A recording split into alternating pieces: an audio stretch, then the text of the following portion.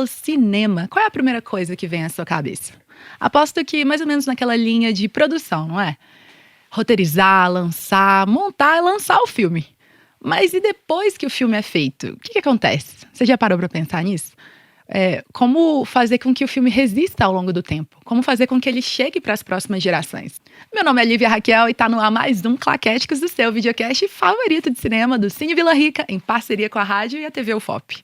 E o episódio de hoje, assim, mais que especial, que a gente reservou para falar sobre preservação e restauro no cinema. Eu trouxe dois convidados, cujas trajetórias, assim, dialogam diretamente com o tema.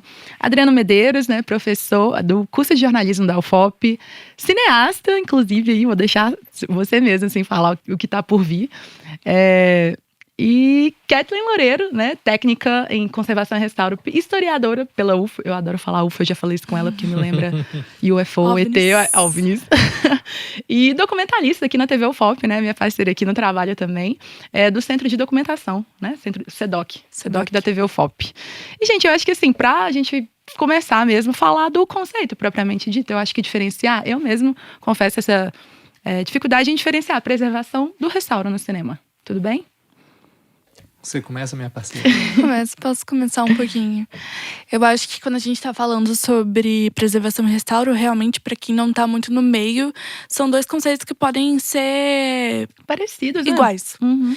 Mas não são.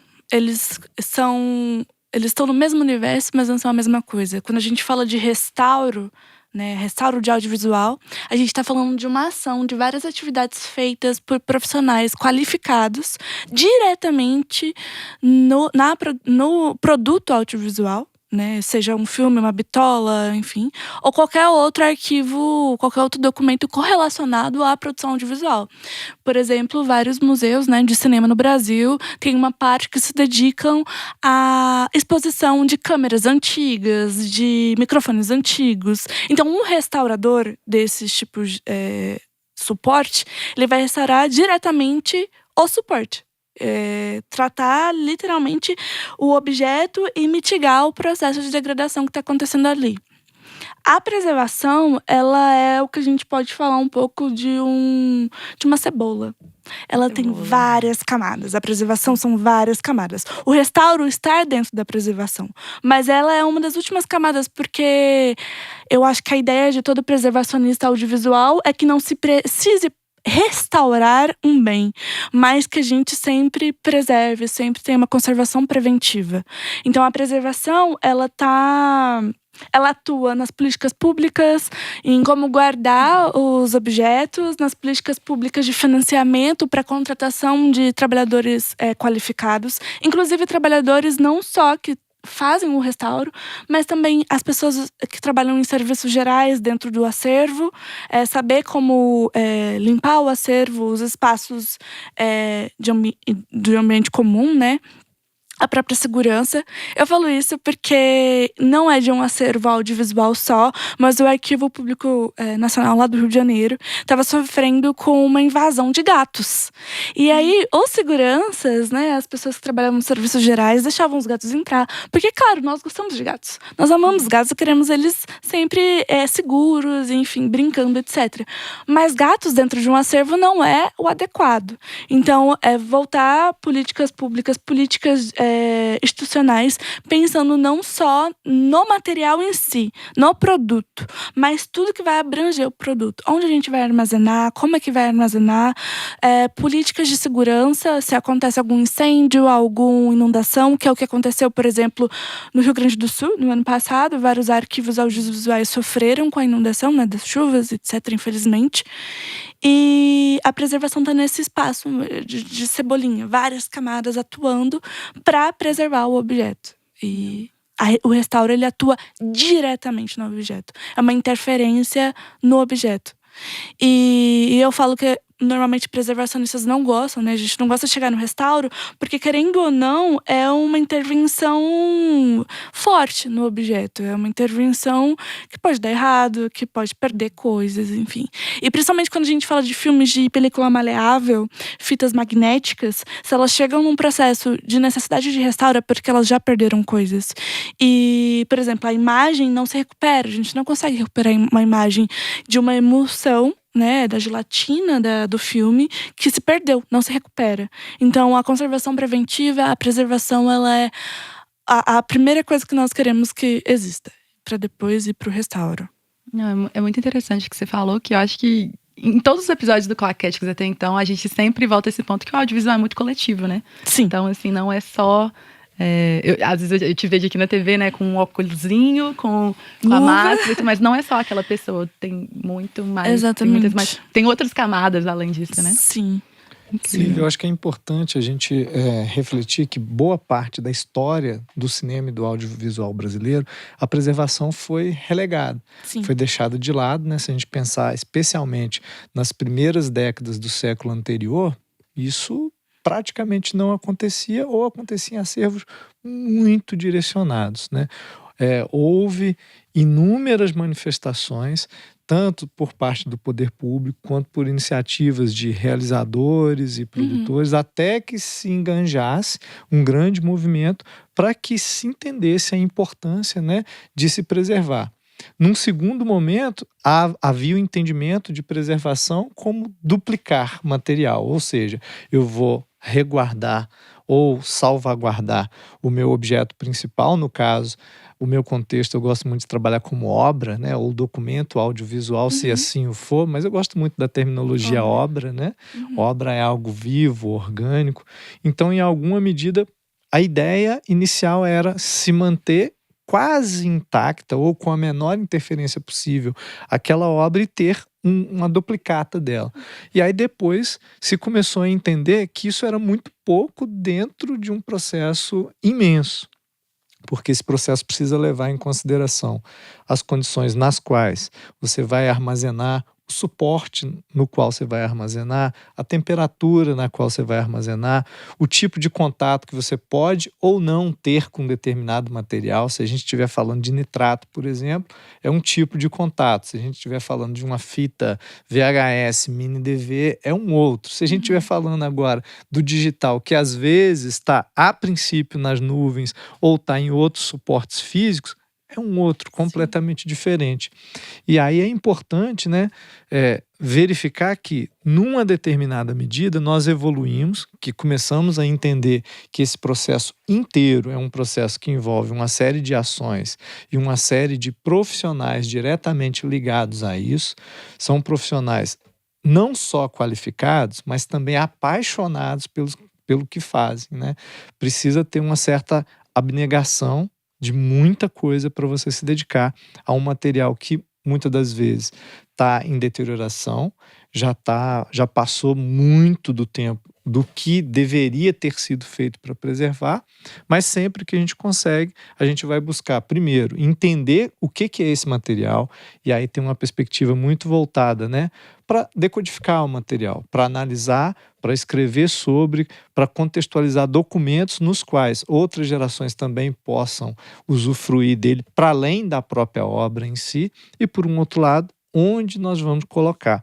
Para se ter uma ideia, por exemplo, em Minas Gerais como um todo, a gente tem um dos acervos mais interessantes é o nosso Museu da Imagem do Som, com sede em Belo Horizonte, né? É uma das poucas facetas do audiovisual que a gente consegue condições relativamente adequadas, né, para salvaguarda de alguns materiais, não todos de Minas, mas especialmente, né, da região metropolitana de Belo Horizonte. A gente já tem uma grande iniciativa nesse sentido.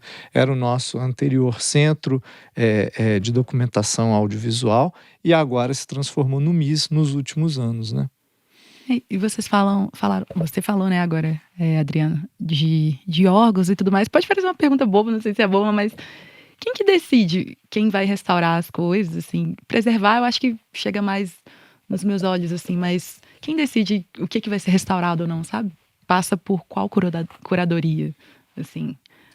A nível nacional, nível estadual, municipal? Como que isso é feito? Nós temos uma série de iniciativas de restauro. Lembrando, né, que a Kathleen falou muito bem, o restauro é só uma das ações dentro da preservação. É quando a gente entende que a obra já está extremamente deteriorada e ela precisa passar por um processo que às vezes a partir de uma digitalização e às vezes não. Você vai trabalhar dentro de um suporte mesmo, né, magnético, ou então a partir das películas, para se constituir ela novamente. Se ela não tiver num estado extremo, né? A gente já pegou várias com estado extremo. Sim. Mas veja bem, quem que decide, né? Hoje você tem várias iniciativas, por um lado, oficiais, por exemplo, a partir de órgãos como a Cinemateca Brasileira. Talvez a Cinemateca seja o grande órgão do país, que é a nossa referência, né? Sim. Só para se ter uma E é uma ideia. referência, desculpa, mas é uma referência latino-americana, inclusive. É um dos maiores centros de audiovisual da América Latina. Olha, É um centro que, por um lado, tem formação e, por um outro, também é espaço de salvaguarda. Isso a gente não está falando, mesmo esse que é referência, já passou, por exemplo, por 4 grandes incêndios, né? Por grandes perdas. Inundações. Então, assim, veja, a referência brasileira, latino-americana também sofre muito. Mas, por um outro lado, por que é referência? Só para se ter uma ideia, né? Em 2000, eu trouxe até esse dado aqui para gente. 2024, né? Nós tivemos a possibilidade desse restauro de 1.785 obras. nossa. Isso é um dado super interessante, mas para além, né? Quais obras? Obras da coleção Nitrato. Né?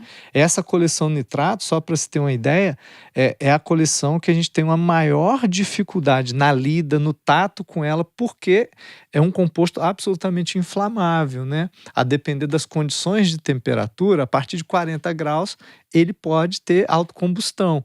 Então imagina a lida, né?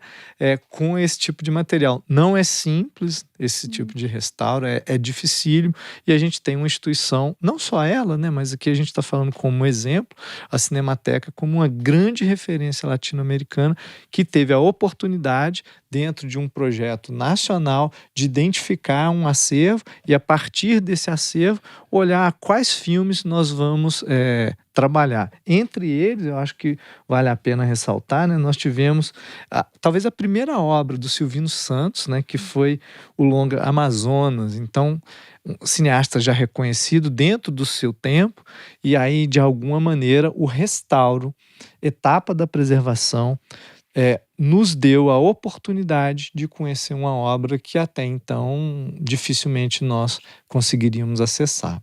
Eu ainda tô chocada com o inflamável, assim, além de ser apaixonada. Por isso- Então, é por uma isso que coragem, né, que é necessário. A Cinemateca ela também é um exemplo da arquitetura, né? Depois do incêndio de 2021 ou 2020, o último incêndio, não lembro direito a data, eles construíram um local específico para armazenamento de filmes em película de nitrato. Porque se pensou todas as portas anti-chamas, enfim, como que se por acaso ocorrer autocombustão de algum material, tem lugares, né, para o fogo sair e não simplesmente pegar fogo e acabar com tudo. Que foi o que aconteceu nos últimos incêndios que tiveram, além de inundações, etc. E aí volta naquilo que a gente estava falando, que a preservação não é só o material em si, vou colocar ele num carretel bonito, etc. Mas é todo o envolto dele também. A própria. Qual é o prédio em que isso está inserido? Quais pessoas vão ter acesso? Como é que vai ter acesso? E aí, quando a gente fala de preservação também, eu acho que a gente está falando de acesso, né? Acesso é fundamental, Isso né? Precisa preservar para que as pessoas, não só a elite da pesquisa, mas as pessoas, público-alvo, que inclusive paga pelo restauro, possa realmente acessar. Né, todos os nossos Esse é o fim da preservação, do restauro. Porque eu não vou restaurar algo para deixar guardado em algum lugar. Ele tem todo um processo, principalmente filmes em película e em fita magnética, ele vai sofrer um processo de digitalização. A ideia é digitalizar, que é o que a gente faz, por exemplo, aqui no CEDOC, da TV UFOP, né? A gente tem um projeto de digitalização de VHS produzidas nos anos 80 e 90 pela UFOP. Por quê? Porque a ideia é que saia das salinhas e comecem a ocupar os espaços digitais para as pessoas poderem acessar, né? Os ouropretanos poderem acessar, os estudantes da UFOP poderem acessar e entenderem um pouco a nossa... O que a gente fala quando a gente fala de patrimônio audiovisual? A gente fala sobre o quê? O que é esse patrimônio, né? O que tem guardado, o que está sendo produzido. E a preservação, ela está nesse lugar de mostrar isso. A gente produziu isso, fez isso. E uma coisa interessante é que tem uma pesquisadora, a Laura Bezerra, e ela vai falar que existe um paradoxo que nós que estamos no meio da preservação audiovisual enfrentamos. Porque todo mundo concorda que devemos preservar o patrimônio audiovisual. Mas, por outro lado, as ações, né, as atividades que nós precisamos exercer para essa preservação, elas não são, não tem tanto financiamento. Eu acho que, por exemplo, quando a gente está falando das diretrizes de audiovisual para o Brasil dos anos 2010, dos anos 2020, você vai ver pontualmente diretrizes voltadas para a preservação e restauro de audiovisual.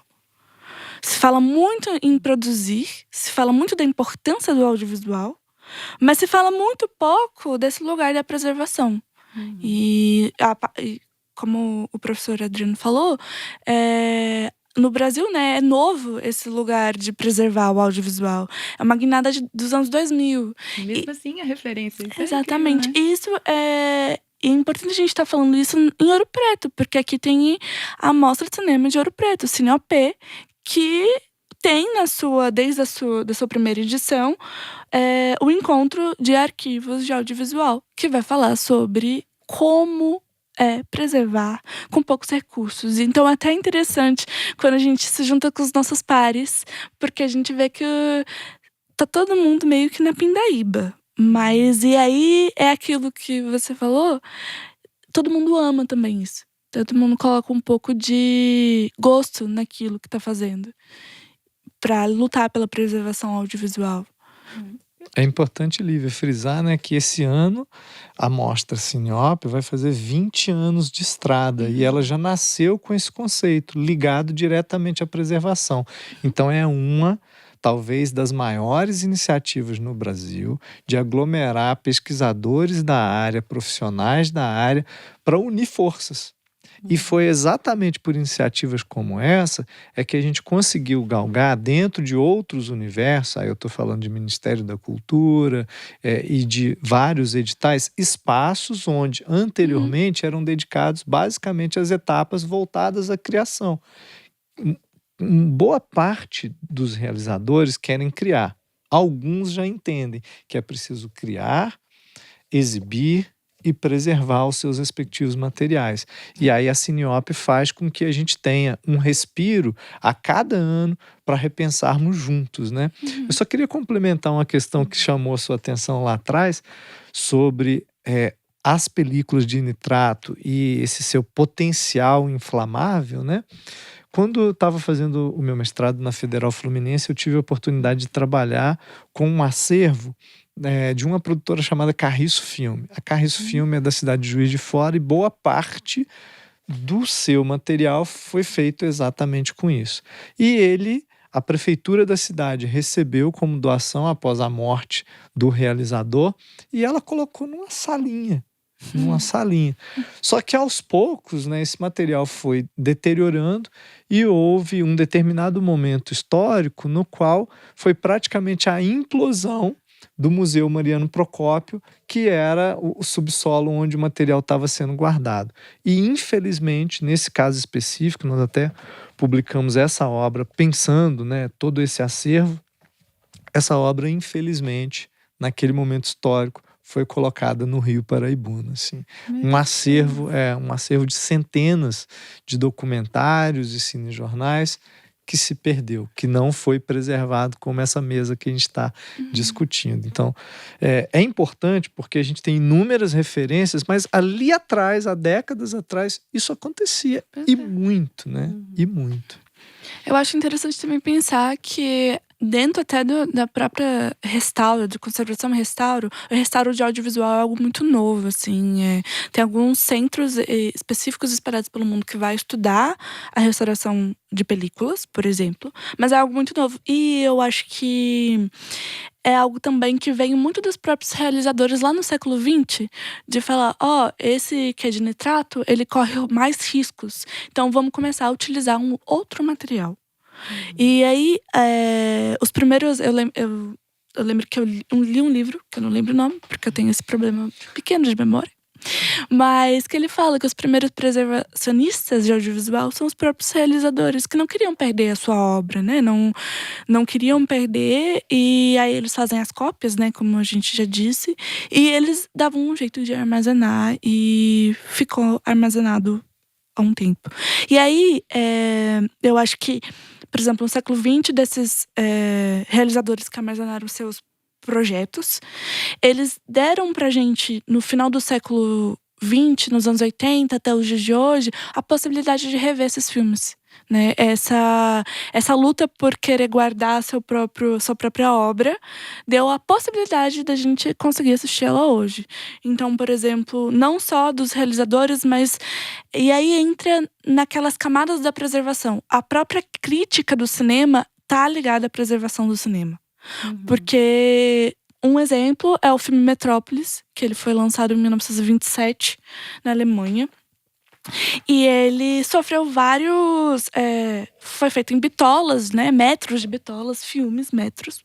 Eu já perguntou o que era bitola quando você mencionou agora. São o nome que a gente dá pro tamanho, né? Pra espessura. Tá. Do filme, porque ele é feito em película. Então ele tem 1 metro, são vários metros para fazer um filme naquela época. E aí, no momento que a Alemanha estava, esse filme passou por uma série de censuras e sofreu cortes. A censura retirou alguns metros desses filmes que eles estavam vendo. E para onde foi, né? Jogaram em algum lugar e etc. Então, o que circulou nos anos 30 e nos anos 40 era um filme já recortado pela censura. Mas uma coisa super interessante, para além dos esforços do Museu de História do Cinema de Berlim, de Munique, etc., em 2008, se não me engano, acharam cópias do negativo de Metrópolis o mais original possível, sem os cortes da censura. Porque quando se lançou o filme, fizeram uma cópia e enviaram para a Argentina, para passar na Argentina, e um crítico de cinema comprou e ficou com ele. E a gente conseguiu em 2008 meio que refazer o filme mais próximo daquilo que seria lançado sem cortes de censura, sem os cortes depois que aconteceram que a indústria mesmo fez para a exibição. Então, a gente tem esse espaço de pessoas que, como a gente está falando, são apaixonadas por cinema. Elas não são só pessoas que vão estudar, restaurar, etc., mas que gostam de cinema, querem preservar o cinema, entendem aquilo como um documento, uma obra importante, culturalmente, historicamente, socialmente. E fez com que ele ter guardado isso numa caixa, enfim, claro que tem todas as condições ambientais, mas fez com que em 2008 o Museu de Cinema de Buenos Aires, junto com o Museu de Cinema de Munique, refizesse esse filme. E a gente tem Metrópolis hoje, que é um filme bastante clássico do cinema. Ele pode contar tanto uma história, né, a história do próprio roteiro, o que está acontecendo no filme, mas também ele conta a história do modo de fazer cinema. E aí é por isso que é importante todos os outros espaços de preservação, né? De pensar o cinema não só como... Não tá só... não é objeto só, mas é todas as outras ações que estão em volta dele. É bem interessante. Houve um momento em que a preservação era pensada muito ligada a um processo de musealização, de cristalização daquilo. Eu vou deixar aquilo arrumado, aquele objeto ou obra, e aí aquilo vai ficar intacto até os fins dos tempos. Isso veio caindo por terra, né? Interessa muito que a gente tenha isso preservado, mas que todos e todas que quiserem acesso possam conseguir esse acesso. Por um outro lado, é muito interessante pensar assim, que dentro da maior parte das casas, hoje nós temos um acervo audiovisual riquíssimo. Sim. O acervo doméstico é muito rico e vários realizadores e realizadoras já estão trabalhando nesse sentido, de olhar para isso em Minas Gerais mesmo. Nós temos inúmeras iniciativas, mas eu me lembrei durante a sua fala de uma interessante, do cineasta Marcos Pimentel.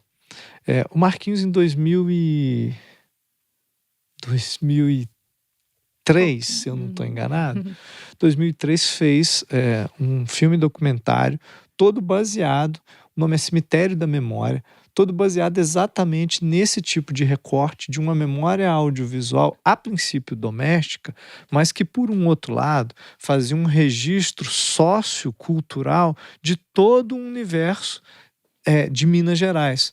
E aí, olhando para esse universo, ele teve a iniciativa não só de recortar para o filme, mas de todo o excesso do não fílmico, de montar um espaço de preservação de uma maneira particular, com acesso para todos que estavam interessados. Ele é um dos cineastas que dialoga muito com essa perspectiva, né, de não ter o material só do filme, mas ter o material que transcende ao filme, que inclusive vai render outras obras, outras narrativas daqui a pouco. Sim, e eu acho isso incrível. Eu sou historiadora, né? Então, assim, pra mim, filmes de família tem um mundo inteiro de possibilidades de pesquisa, de entendimento de mundo, assim. É incrível. E tem um projeto que chama Sem Limite. Ele é um projeto que agora eu não me recordo os organizadores, o nome. Mas é incrível, e eles têm um projeto que chama Digitalização Viajante. E eles passaram por Pernambuco, Paraíba, Goiás, São Paulo, com uma scanner, entrando em contato com realizadores de audiovisual. Só que esses realizadores, uns realizadores que a gente chama de amadores, que fazem filme de família, que gravam o batizado de alguém, o almoço na casa da mãe. E aí, e não só, né? Também tem os filmes de ficção, enfim, etc. E aí eles passaram nessas casas desses realizadores que tinham as suas bitolas lá todas bonitinhas, os carretéis, né? Então os filmes guardadinhos dentro dos carretéis, mas que estão lá meio que degradando, porque não, é muito caro a digitalização e é muito caro os materiais para se digitalizar. Mas enfim, nesse projeto eles passavam e conseguiam digitalizar e fazer um banco de dados, um banco de filmes, de imagens desses realizadores que não são os realizadores do eixo Rio-São Paulo, que tá contando uma outra história de Brasil também. E isso é interessantíssimo, é riquíssimo. Gente, a vontade que dá. Eu falo isso em todos os programas do Celso. Inclusive, ele não tá aparecendo aqui, nosso cinegrafista. Ele sempre brinca que eu falo a mesma coisa. Mas a vontade que dá é de a gente passar horas e horas aqui falando sobre isso. E, assim, a complexidade do tema, assim, exige mais tempo. Então, inclusive, fica aqui meu convite para um próximo episódio do Claquetics. Por favor, tem muita coisa ainda para querer, assim, mostrar pro pessoal, pra gente trocar uma ideia. Muito obrigada por estarem aqui. Sejam bem-vindos ao Claquetics. Kathleen Loureiro, Adriana Medeiros, meu nome é Lívia Raquel. Se vocês quiserem deixar o arroba de vocês, LinkedIn, já teve gente que deixou o LinkedIn aqui também. Fica aí também. Tá bem, eu vou deixar o arroba do nosso movimento, o FOP é Cinema, no Instagram. Vocês podem conferir tudo que a gente está fazendo a partir desse perfil. Ok, o meu arroba no Instagram é @desastronauta. Tem várias coisas lá. De audiovisual e literatura. Pessoal, muito obrigada. Mais um Claquéticos. A gente se vê no próximo episódio.